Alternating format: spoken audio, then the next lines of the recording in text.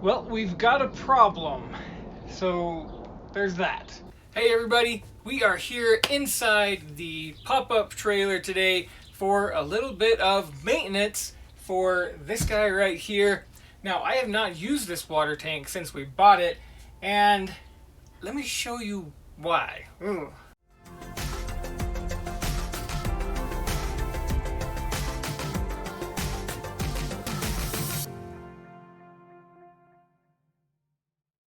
Alright, now this is one of the lines coming off of the tank. Let me give you a little close up here. Viewer discretion advised. Ooh, that is just gross, okay? This has obviously not been used for years. Probably wasn't winterized or anything, and then just junk got in the line. That is just gross. So, what I'm going to be doing is replacing it with some brand new line. This is 1/2 inch outside diameter, 3/8 inch inside diameter, and it's a roll of 10-foot clear vinyl, so that should do the trick. Whoa, alright, hold up. I interrupt this portion of the video just because I want you to have the right information based off of a mistake that I made buying the clear vinyl. Now, what I have here is the 1/2 inch outside, 3/8 inch inside diameter, 25-foot roll of polyethylene. I think that's how you say it. And the big mistake that I made was that I used the same line that was in here previously, and that is rated to, I think it was 45 psi or something. Anyway, this is rated to 100 psi, and that pump puts out 100 psi. So I needed something a little bit stronger, as you'll find out later in the video. So, back to it. Before getting everything hooked up, we're going to replace everything from the tank to the pump to the kitchen sink there, and should be pretty straightforward.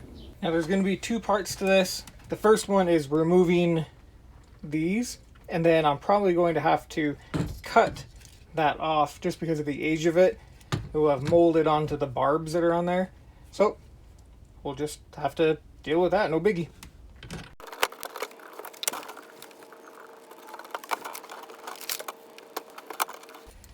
And just like that, it's off. That one is not quite as bad. Kind of hard to tell if it's that dirty on the inside or the outside, but there it is. So now I can do the other side.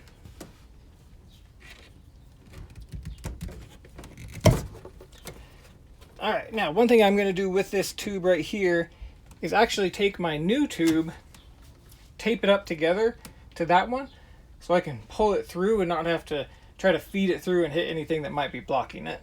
So I'll just tape these together.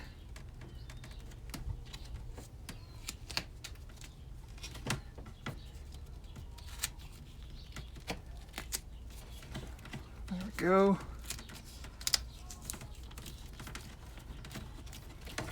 Alright, let's pull it through.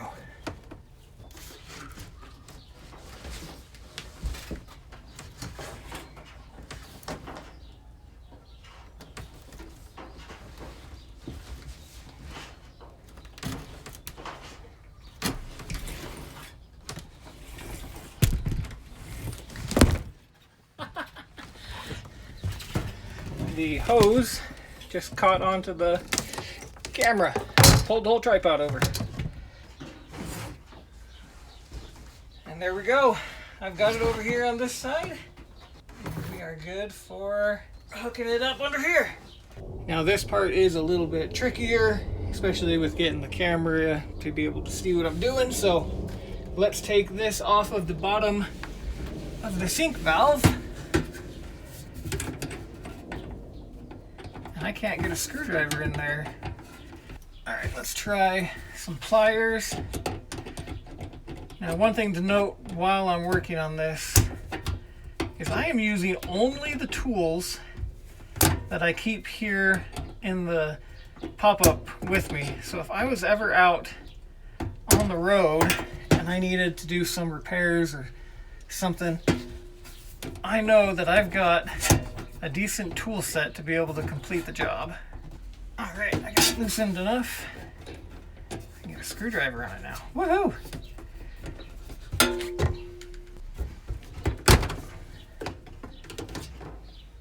Well, it has been a couple days, and let me show you why. This pump right here is dead. So I ended up having to get a new pump, which a couple days later came in the mail, and it is this one here. Now I'm going to show up on the screen right here the exact pump that we got, and the reason I'm doing that is because there are different levels of this pump. I believe there's a 30, a 45, and a 60. And the 30, while being less powerful, is also the quietest.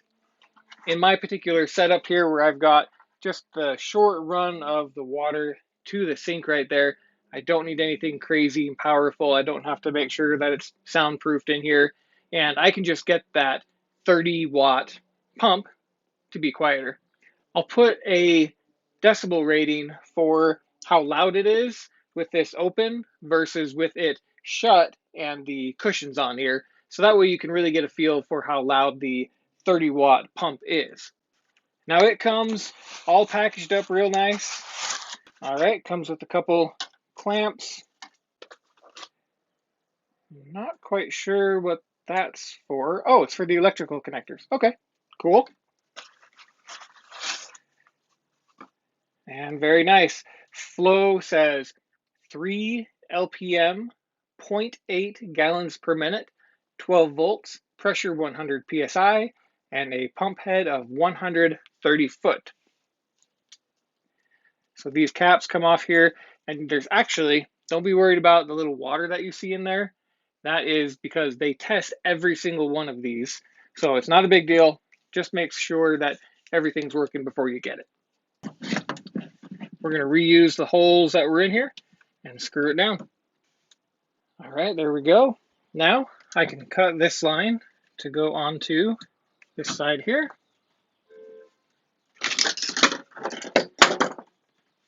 I'll go ahead and use one of the hose clamps that they provided for me. All right, now we're just going to continue this line here over to the tank, just a really short run. Where did all my hose clamps go? All right, we are done with putting the pump in. So the last thing I want to do is replace this overflow valve, or the overflow line. So I'm just going to put that down there, cut it to about the right length, put a hose clamp on that also. Okay, everything's installed. Now at this point, I'm going to have to go through and do a sanitization on the tank. And this is a 20-gallon tank, which means I'm going to be using 1/3 cup of bleach to the 20 gallons. There's a whole ratio calculator you can pull up and figure out exactly depending on your particular tank size. That is a video for another time, though, to go over all of that. I'm just going to stick to actually replacing the lines for this video, though. It's going to sit for overnight after I get the fluid in here. What I'm going to do is run the bleach water solution through the pump, through the lines, faucet, drain valve, etc., just to make sure it is, the solution is completely through the entire system.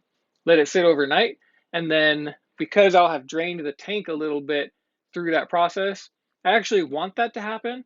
So when I go drive with this, I get a sloshing effect throughout the tank, and kind of is a, not really like a scrub, but it gets it into the top corners and it gets it everywhere throughout the tank to make sure that it's clean. So I'm going to go do that now.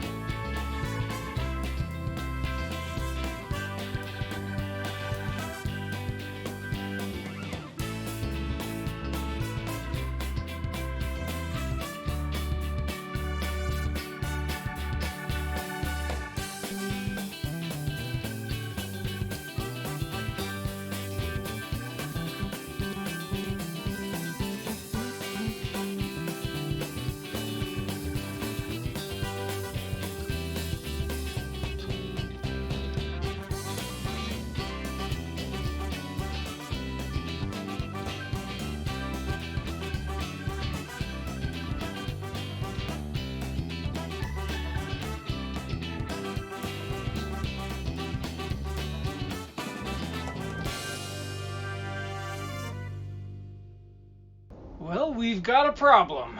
So there's that. But that's okay.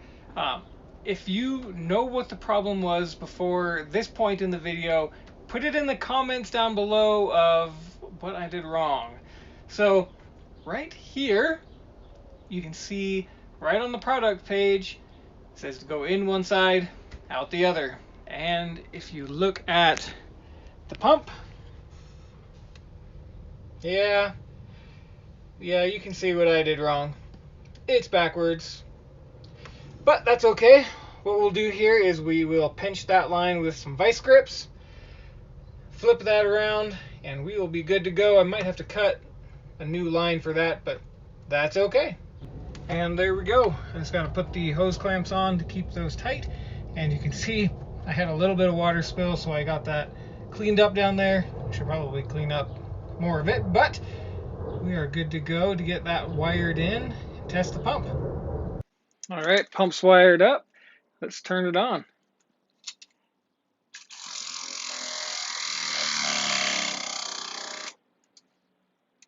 Okay, heard it get up to pressure there.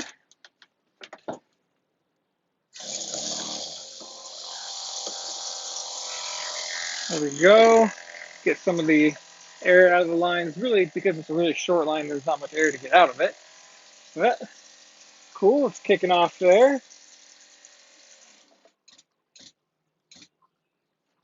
Okay, and you can hear the pump stopping.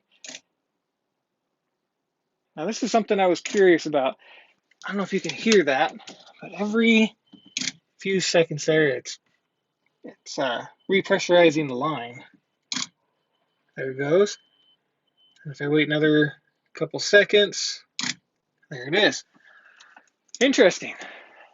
Oh well, I'll have to figure that out. Let's see if we've got a leak down here maybe.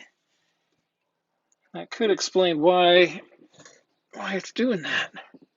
All right, I think I found it. So it looks like this white piece is what's actually broken. Because if I pull the hose, it's leaking right up on it. And it's, I mean, I can't tell for sure because it kind of looks like maybe it's the clear part, but I don't know. That's wiggling on there a bunch. So I'm going to replace this white piece and then just put the hose back up on there and we'll go from there. Well, it might not have been what I was thinking. It might have been just the hose. Because when I pull on this, there is no cracking happening there. Now, in taking off the hose, I decided to slice it, and I ended up slicing this piece. So I'm going to go to the hardware store and just get a replacement. Well, fast forward to the next day, and I've got the replacement brass piece in there. And then I made sure to turn the clamp to where I could get a screwdriver on it real easy. Everything is secured down, so let's turn on that pump again, see if we got a leak. What in the world? It is still leaking. Okay, well, let's do a little investigation. All right, I've got the line switched out and completely dry, and the pump is not kicking on every once in a while like it did before. So it looks like we are winning with this water line. Well, all right, there we have it. All we needed to do was get that poly line that was rated for 100 psi, just like that pump was rated for 100 psi, so that we didn't have any leaks. I kind of thought that, in retrospect, looking at it, that the line with the barbs and the hose clamp would all hold it on and be able to keep the pressure, but got to get the right equipment for the job to make sure that it's done correctly. So if you're new here, make sure to pitch a tent on that subscribe button so you can join us on all of our adventures. If you've taken on a project like this, let me know in the comments down below what challenges you might have come across. I'll leave you here with the decibel rating that I took about 5-6 feet away from the pump so that you can tell the difference of having that covered up and how loud the 30-watt pump is. We'll catch you on another video. See ya.